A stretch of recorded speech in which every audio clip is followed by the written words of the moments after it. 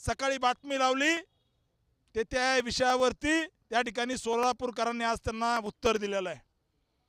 प्रामुख्याने या सोलापूर जिल्ह्यातला एक आमदार आहे।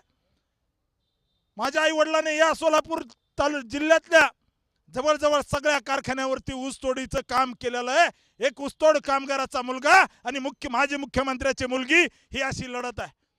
सोलापूर शहरातली ही लढत प्रामुख्याने हे कामगारांचं शहर आहे आणि मी एक ऊसतोड कामगाराचा मुलगा आहे, त्यामुळे या ठिकाणची लढत सोलापूरच्या जनतेने हातात घेतलेली आहे।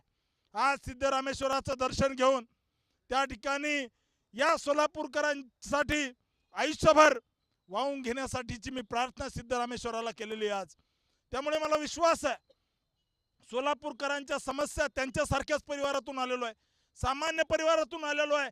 सोन्याचा चमचा तोंडात घेऊन जन्मलेला हा राम सातपुते नाहीये। त्यामुळे माझं विरोधकांना आव्हान आहे,